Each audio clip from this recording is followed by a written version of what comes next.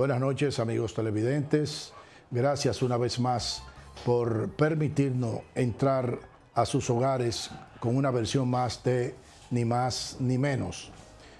Como lo hacemos los viernes junto a Arturo Méndez, pues es una combinación de este programa con Vistas del Punto. En esta ocasión, lamentablemente, por razones de ocupación atinente a las funciones que desempeña Arturo, pues no va a poder estar con nosotros. Ustedes saben que este programa se trata de abordar los temas más diversos de la actualidad en todos los órdenes, nacionales como internacionales. En esta ocasión trataremos de desarrollar un tema prácticamente obligado, es hacer una revisión de todo este embrollo que se ha producido con respecto a el abordaje de las elecciones municipales. Así es que no le cambien, vamos a subir a unos anuncios comerciales y en breve volvemos para desarrollar el contenido del programa de hoy.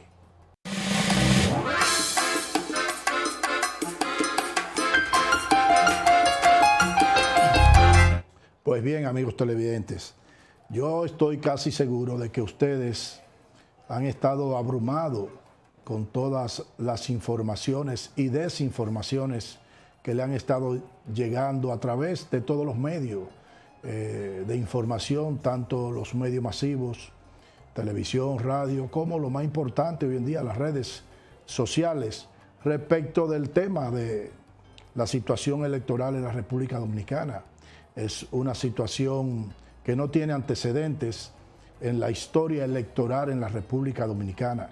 El hecho de que unas elecciones recién iniciándose el sufragio, pues se vean en la necesidad las autoridades electorales, estoy hablando de la Junta Central Electoral, pues de suspender esas elecciones, abortarla, como consecuencia de que pues se puso en evidencia, sobre todo, hay que recordar que habían dos modalidades de votaciones, una electrónica o automatizada, que se llevaba a cabo en unos 18 municipios, lo más grande, que estamos hablando del 62% de los votantes implicaban esos 18 municipios y unos 140 municipios, pues, votando de la manera tradicional, de la manera manual, con la boleta. Hay que recordar todo el escarceo que se levantó respecto de aquellas primarias en octubre, con respecto a la situación de denuncia por parte del sector Leonel Fernández, como consecuencia de que entendían, dado de que todo el proceso de votación llevaba una tendencia y al pasar las 6 de la tarde, si mal no recuerdo, comenzó a invertirse esa tendencia y a subir de una manera, digamos, exponencial la votación a favor del candidato oficialista Gonzalo Castillo. Es decir, inicialmente cuando se comenzó esa votación, pues estaba punteando el candidato oficial. Luego después del mediodía, pues comenzó a incrementarse la votación de Leonel Fernández. Entonces, ¿qué resulta? Que llegó a estar incluso en primer lugar, siguiendo la secuencia de esas votaciones. Pero luego de las 6 de la tarde se invirtió eso. Entonces, los resultados fue que al final favoreció la votación a Gonzalo Castillo, que resulta que inmediatamente pues comenzaron las explicaciones de cómo pudo haberse dado algo poco usual en cuestiones de elecciones, de que se pueda variar de manera sustancial una tendencia de una votación. Pero más que eso, que esos cambios se originaron en una área determinada del país, que fue en la región sur. Ahí hubo muchas irregularidades, sobre todo en extensión del tiempo de votación que llegó hasta las madrugadas. Es decir, que hubo una situación anómala y empezó a hablarse de el algoritmo, de determinados personajes expertos en informática que de una u otra manera alteraron el programa, la aplicación informática de esa votación. En fin, ustedes conocen toda esa historia, de modo que eso trajo como consecuencia pues mucha duda respecto de la utilización de la modalidad automatizada. Entonces, ¿qué resulta? Por un lado, todo el tiempo la Junta Central Electoral aupaba el poder implementar esa modalidad y eso lo apoyaba el sector gubernamental. Una parte de la oposición, digamos el PRM, la aceptaba, pero con algunas condicionalidades.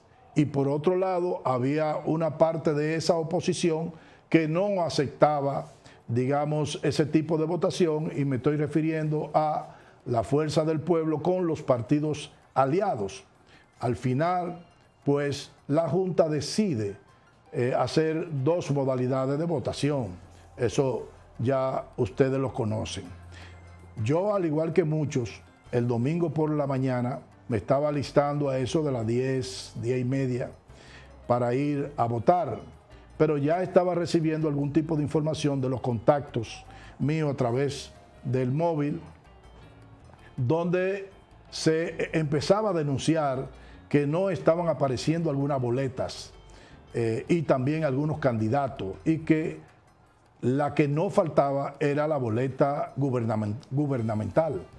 Es decir, que eso se dio de una manera tal que al final se habló de que más de la mitad, dijo la Junta, pero las evidencias eran que más del 80%, una buena parte ni siquiera comenzaron las votaciones porque cuando estaban probando el sistema, pues no subían la boleta, y otros que comenzaron hubo de suspenderse, de modo que al final conocemos la historia de esa suspensión y la incertidumbre que eso trajo aquí en la República Dominicana en todos los sectores de la vida nacional.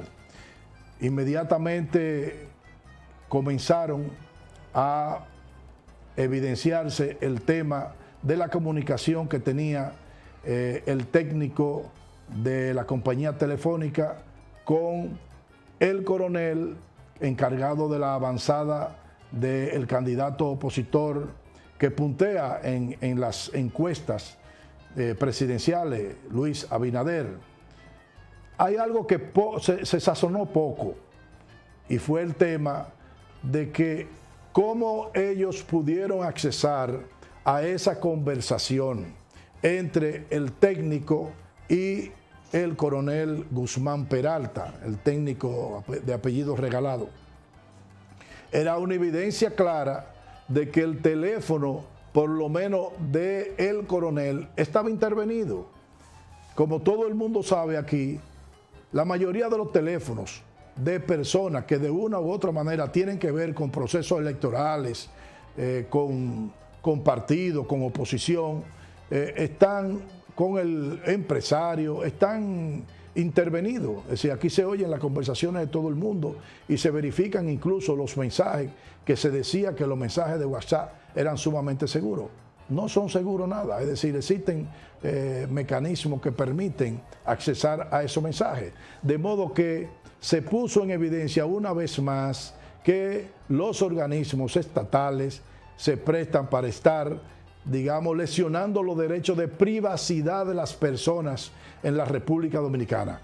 De eso se habló poco porque el escándalo era tan abrumador que no daba tiempo a estar mirando para cosas que pudieran ser sucedáneas en este momento. Pero ¿qué era lo importante?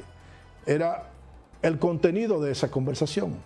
Esa conversación, el técnico le decía al coronel, eran amigos viejos, el coronel era de la seguridad de Luis Abinader, del PRM, y entonces lo que le está diciendo ahí, que había visto alguna intención de producir alteración en las aplicaciones informáticas, en el software que tiene que ver con el proceso de elecciones.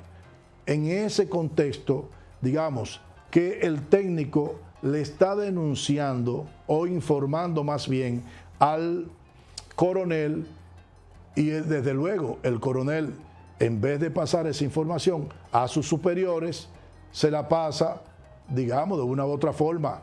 Si Abinader reclama ese militar es porque existe algún tipo de confianza. De modo que entiendo yo que el superior de él, como él lo entendía, no era el nivel jerárquico de la policía, sino Abinader, que era con quien él estaba trabajando. Y de modo que de ahí en adelante pues comienzan a salir informaciones de que la problemática se conocía desde el día anterior. ¿Y qué error cometió la Junta Central Electoral?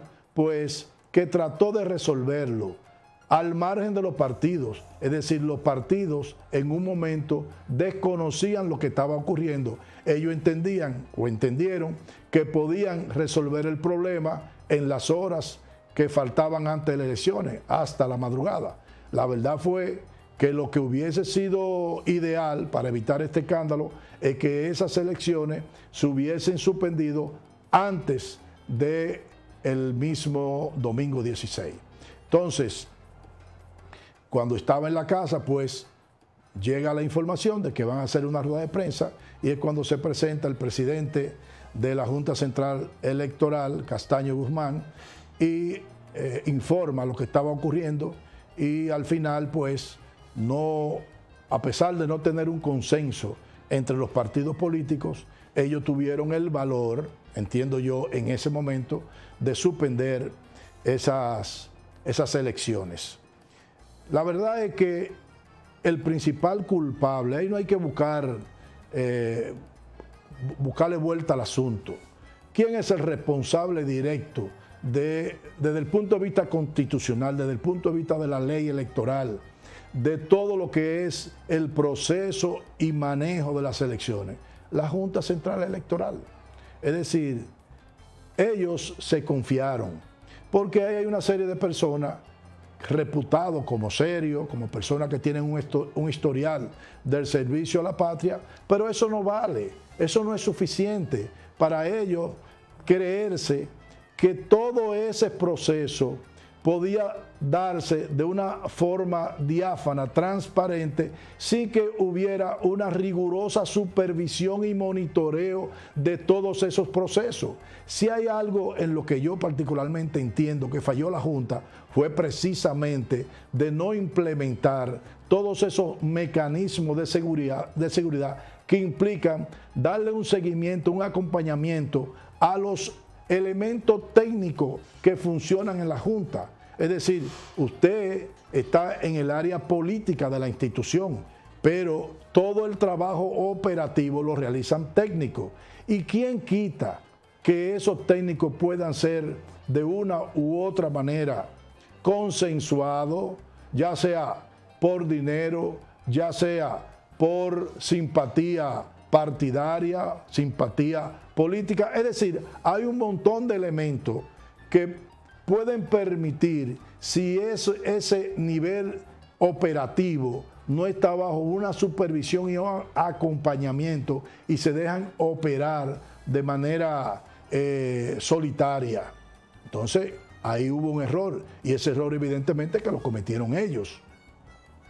Además, ellos apostaron a la votación automática, es decir, al proceso de votación automatizado. Ellos apostaban a eso.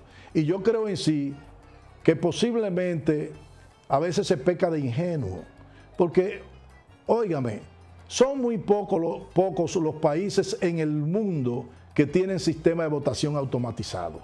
Y si usted encuentra que países donde existe una verdadera democracia consolidada, donde todo este tema que tenemos aquí del clientelismo, del manejo centralizado prácticamente de todas las instituciones por parte del Ejecutivo, Es decir, estamos hablando de países desarrollados, países escandinavos, los países europeos, Estados Unidos. Ninguno tiene votación automatizada. Entonces quiere decir que nosotros en un país tercermundista, con todas las debilidades institucionales que nosotros conocemos que tiene el país, entonces nosotros lo vamos a implementar sin que pase nada. Yo creo que ahí la Junta pecó de ingenua y se durmió en sus laureles pensando en que como ellos pudieran ser personas idóneas, ellos daban por un hecho de que todo el que trabaja ahí pues son de la misma. Estás en TNE Canal. Y no es así. Bueno, resulta que comenzaron a buscar culpables. Los partidos empezaron a Estás en TNE uno a otro, tanto el Partido de la Liberación Dominicana, partido gubernamental, como los partidos de la oposición, porque todos comenzaron a decir que el proceso estaba ganado y que como consecuencia de que estaban ganando el proceso, entonces el otro decidió pues introducir, digamos, ese mecanismo de alteración del proceso de votación. ¿Dónde está la verdad? Entonces, uno tiene que poner agudeza en el oído y en la vista de las cosas que se están dando. Luego viene y salen a relucir los errores, porque en un ambiente de crisis existe lo que se llama estrategia comunicacional en momento de crisis.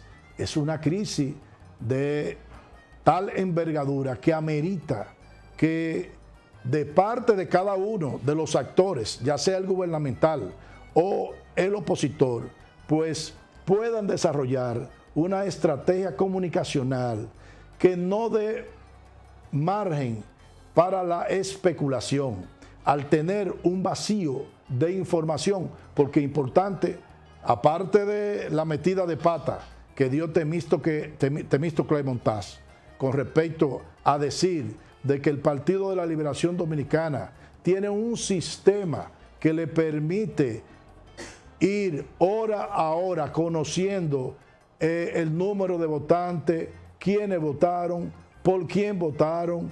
Realmente parece que tiene muchas limitaciones para poder explicar, porque como él lo dijo, no es así. Yo que fui militante del Partido de la Liberación Dominicana conozco eso.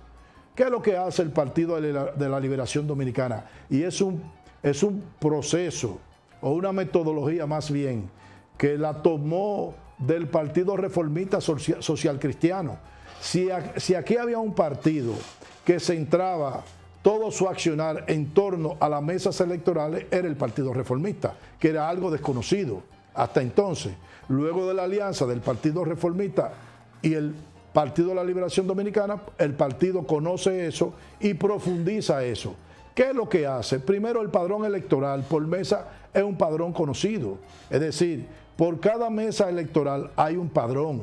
Y cuando se revisa ese padrón, la gente se conocen, porque son de la misma área, de los mismos barrios, de la misma área rural.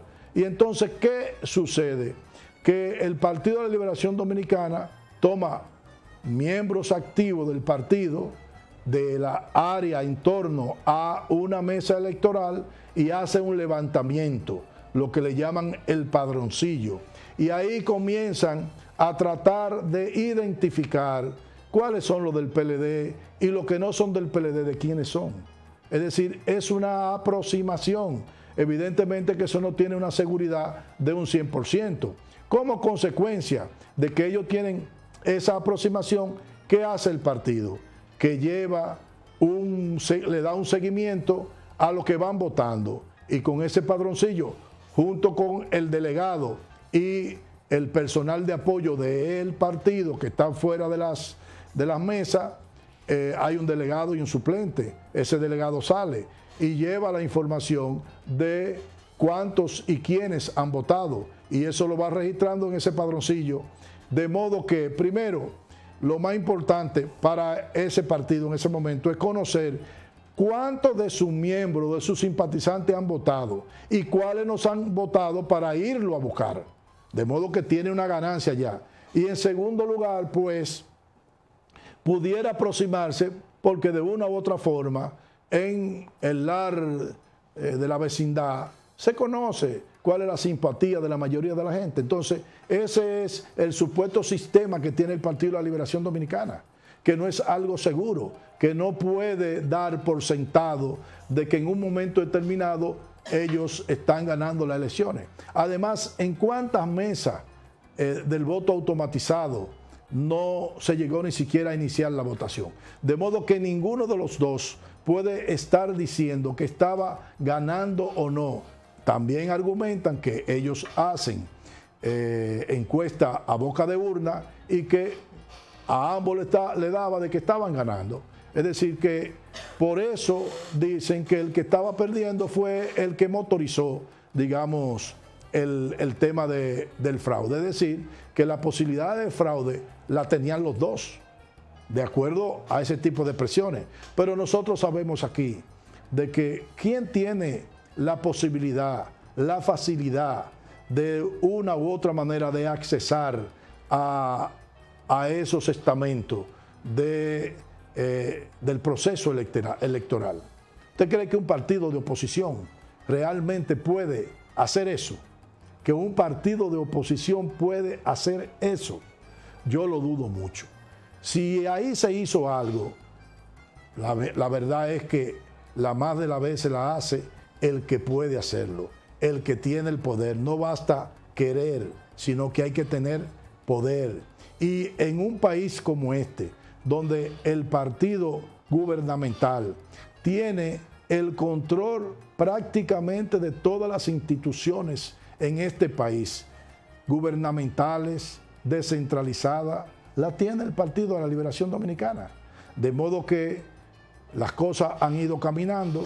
Hoy en día uno veía una vulneración de los procedimientos del punto de vista de buen derecho. Por ejemplo, se allanaron a esas personas en horario donde no está permitido de acuerdo a la ley. Después había un dime y direte y contradicciones de que en una lo hizo la policía, en otro que fue el DNI, después el DNI se desentendió de eso, después dijo que solamente acompañó. En fin, ese tipo de situación que se da en el gobierno, donde no hay una unificación de la información y cada uno de los estamentos comienza a dar opiniones disímiles, y entonces retrata de cuerpo entero de que realmente hay algo raro ahí.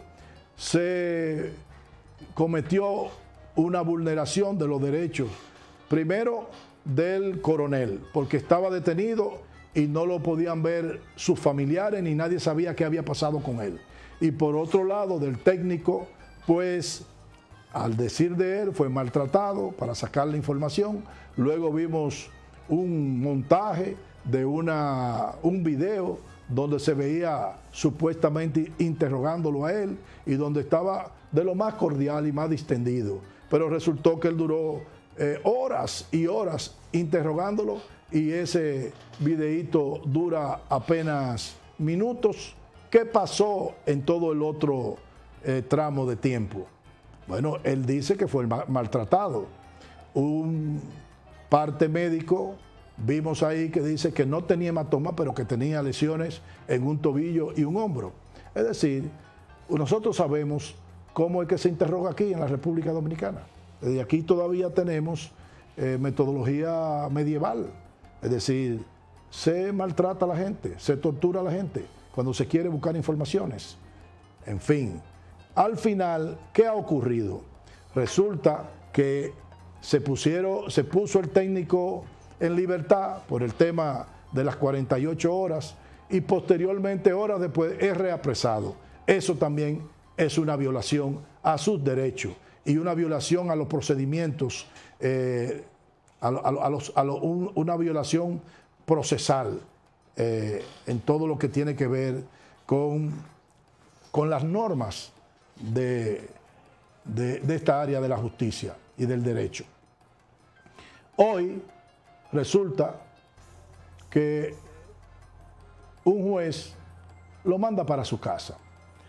Lo manda para su casa por lo siguiente: dado el escándalo que se ha producido y dado el movimiento de protesta espontáneo que han desarrollado los jóvenes, personas que estaban durmiendo, es decir, esa juventud de clase media que estaba tranquila y que uno no se explicaba qué era lo que ocurría, resulta que producto de esto ha despertado y se ha generado todo un movimiento de protesta a nivel nacional que ha sido prácticamente viral. Como consecuencia de esa protesta, entonces el gobierno que se había mantenido callado, es decir, la locución del presidente de la República, cuando uno examina, llamando a la calma, a la tranquilidad, a preservar el sistema de derecho y de democracia de este país, en fin, no, eso no tenía sazón. Es decir, realmente, particularmente, no le encontré ningún tipo de valor a esa presentación. El gobierno, por demás, había mantenido una mutis inexplicable, sino los organismos partidarios dando declaraciones de una u otra manera, digamos, llena de errores en términos de la calidad de la información que daban. Resulta que el presidente le pide al Ministerio Público que deje el proceso iniciado contra estas personas para dar tiempo a que organismos internacionales, estamos hablando de la OEA, estamos hablando del IFES, es decir, menciono la sigla porque prácticamente ya todo el mundo conoce a qué me estoy refiriendo, tengan la oportunidad de hacer, digamos, una auditoría e investigación, así le llamaron, para encontrar dónde estuvo el problema. Y si hubo manos externas, pues, ¿quiénes la cometieron? Porque a todo esto la policía decía que tanto el técnico como el coronel Guzmán Peralta eran cómplices. ¿Pero cómplices de quién? Cuando uno veía ese entramado que trataba de desarrollar la policía junto al Ministerio Público, lo primero es que no había ningún tipo de acusación. Es decir, como dicen los abogados, ahí no había un caso, ahí no había argumento donde sustentar esa acusación. No lo había. Entonces, lo más probable era que el juez iba a desechar eso. Entonces, ¿qué resulta? Que el presidente le pide a la Procuraduría que desista de la investigación. Y ellos, ante el juez, desisten de la acusación y piden el archivo del expediente. El juez ni siquiera conoce el habeas corpus porque desaparece la acusación. Pero entonces uno se da cuenta aquí, si el presidente interviene en el Ministerio Público y le sugiere, le pide, para mí, le manda a desechar el proceso investigativo, también puede mandar a que se hagan procesos. Se supone que el Ministerio Público debe actuar independiente del Poder Ejecutivo, pero en la práctica hoy se puso en evidencia lo que todo el mundo sabe, de que se mandan a investigar y se manda a no investigar. Vamos a hacer una pausa comercial y en breve volvemos. No le cambie, que esto se pone bueno.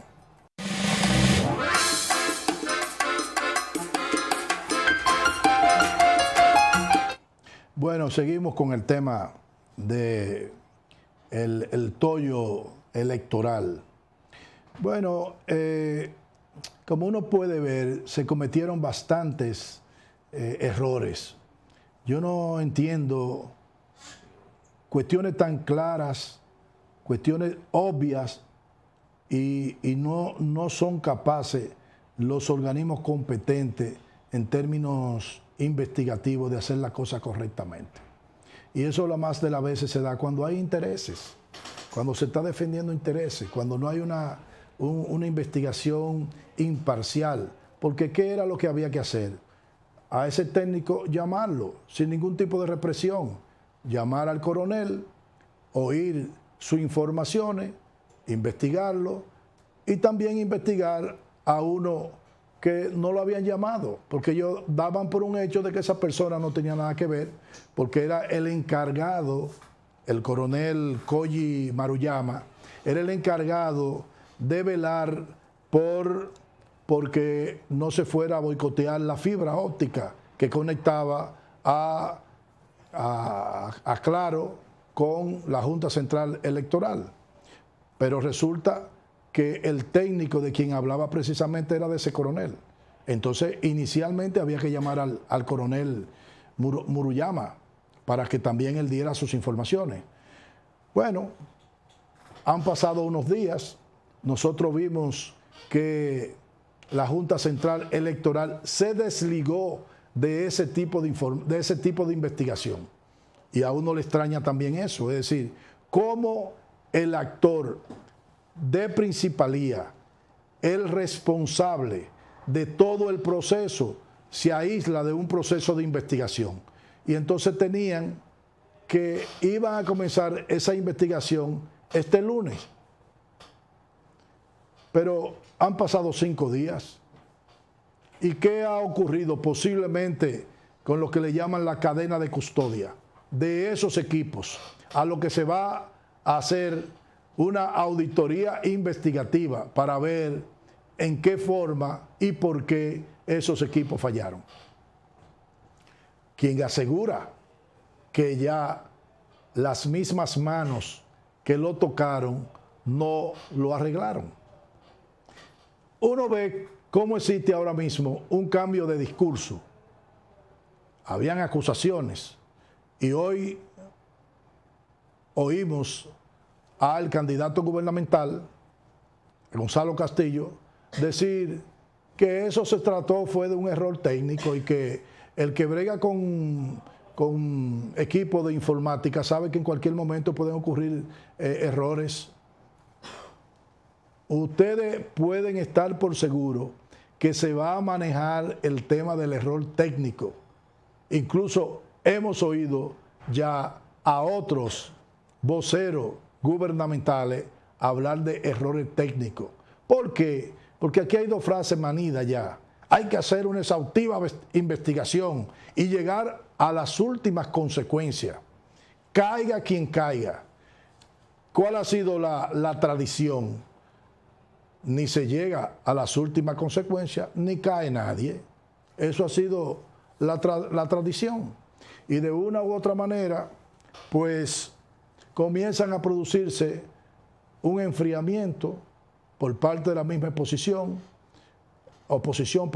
ahora le ponen una mentica con la cual están todos contentos, que es que le van a dar un dinero extra.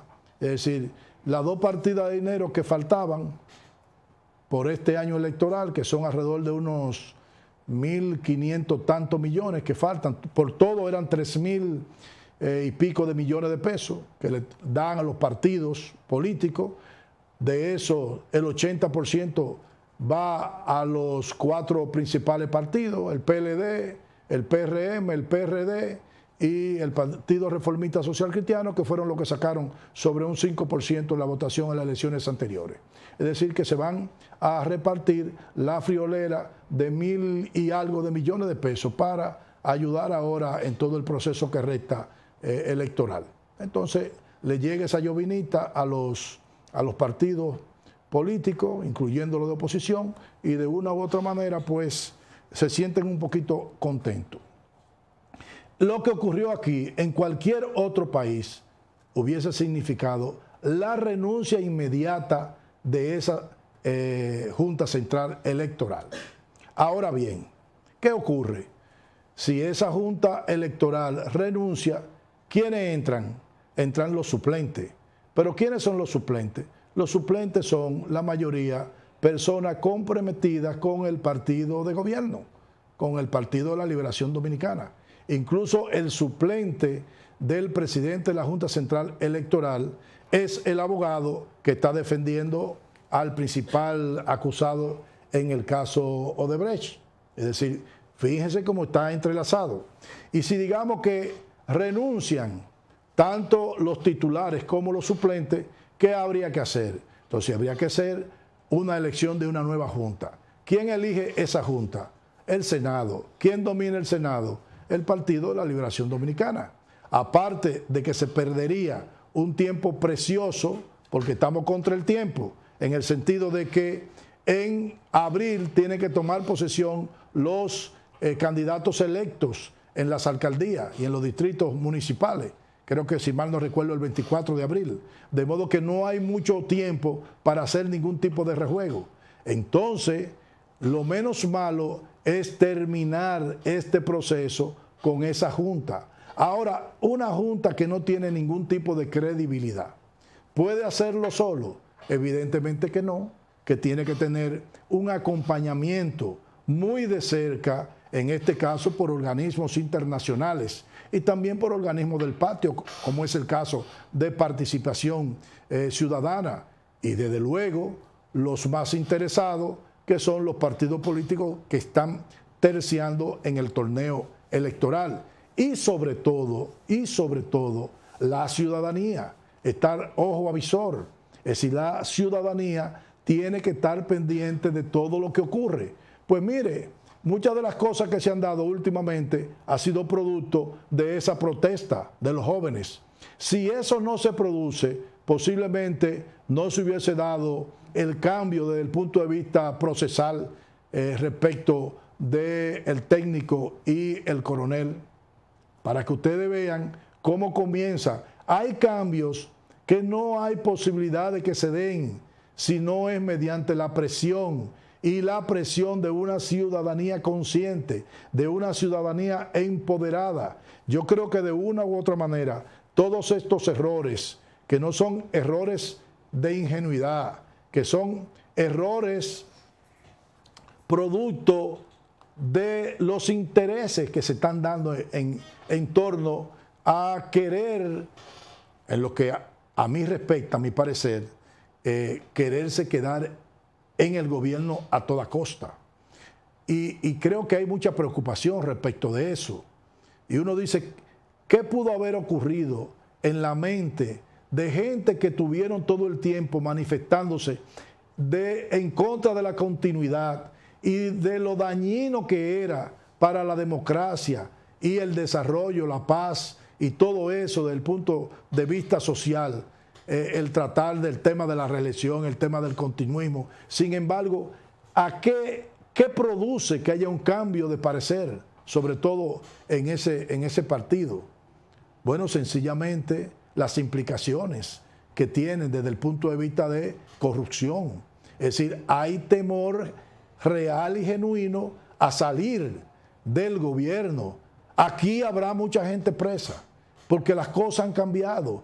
No solamente en el país van a cambiar, sino que en el mundo entero todo el tema de la corrupción es de principalía, porque la gente comienza a tomar conciencia de qué significa la corrupción en términos de ser un obstáculo para el desarrollo de los pueblos, para el tema de la distribución equitativa de la renta en los países. ¿De qué le vale a un país crecer como crece la República Dominicana si hay una verdadera desigualdad, no hay una verdadera distribución de esa renta, por más que se quiera? Entonces, la gente ha comenzado a tomar conciencia sobre eso, y por qué hoy en día en la mayoría de los países latinoamericanos hay presidentes presos, hay otros huyendo, hay funcionarios presos. Es decir, y eso no ha llegado aquí. Aquí no existe ningún funcionario preso. Y miren, que uno tiene que ir articulando las cosas con muchos eventos están interrelacionados. Aquí ha dado mucha brega aprobar una ley que es la ley de extinción de dominio. Esa ley tiene mucho tiempo rebotando ahí en ambas cámaras. Y esa ley tiene que ver con que aquellas personas que tienen bienes, recursos económicos, bienes muebles, inmuebles, que no tengan ningún tipo de justificación, que no tengan cómo justificar esos bienes, tienen que ser investigados y si no pueden explicarlo, esos bienes pasarían al Estado, entre otras cosas. Es una ley bastante dura y es una ley impulsada por los propios Estados Unidos en la mayoría de estos países, es decir, que tampoco es una ley que nace propiamente en la República Dominicana y tiene que ver con el tema de la corrupción y tiene que ver con el tema de lavado de activos y tiene que ver con el tema del narcotráfico. Es decir, esa es una ley sumamente importante para que se puedan procesar muchas personas que no pueden explicar la fortuna que tienen hoy en día y sobre todo aquellas personas que son funcionarios públicos. Entonces, ¿qué resulta? Que esa ley no se ha podido aprobar, pero en medio de esta situación donde la atención de toda la ciudadanía está puesta sobre el tema electoral, pues se aprueba una ley que tiene que ver, es la ley 4620, la ley de transparencia y revaloración patrimonial. Es una ley prácticamente de amnistía, es una ley que permite que toda aquella persona que tiene bienes, ya sea dinero, tanto en pesos como en dólares, propiedades, bienes muebles, en fin, que no hayan sido declarados, y dice que no tenga un origen raro, que no tengan origen que no puedan explicar, entonces tiene una oportunidad en los próximos 90 días de que puede declararlo y solamente va a pagar un 2% del valor de esos bienes, un 2%, y borrón y cuenta nueva. Ahora, ¿quién va a evaluar el origen de los bienes? ¿Quién lo evalúa? Y esos bienes no declarados que están en manos de testaferros hoy en día y que no lo tienen en banco ni nada de eso. Es decir, ¿quién va a decir que esos bienes son legales y que lo único que ha pasado es que la persona, por las razones que fueren, no lo había declarado? Es decir, que de una u otra manera no pagaba sus impuestos y entonces lo que le están dando es prácticamente una amnistía para que ellos puedan declarar los bienes, legalizarlo, pagar un 2% y borrón y cuenta nueva. Es decir, ya esos recursos entran al sistema de manera legal y tienen, como diría un amigo mío, tienen ya acta de nacimiento. Fíjense que se aprueba esta, mas no se aprueba la otra. Posiblemente lo necesario era aprobar aquella primero. Y en segundo lugar, toda ley tiene su reglamento. Es ver entonces el reglamento de esta ley, de la 4620, de esa ley de transparencia y revaloración patrimonial, el reglamento que especifique cuál es el mecanismo para poder auscultar el origen de esos bienes que tienen esas personas. Fíjense cómo se van dando unas cosas y otras cosas y están, digamos, esto apenas salió en un cuadrito pequeño en los periódicos, que pasa de manera inadvertida, como decir un ladrillo por debajo de la puerta, porque es una ley que tiene mucho pepunte.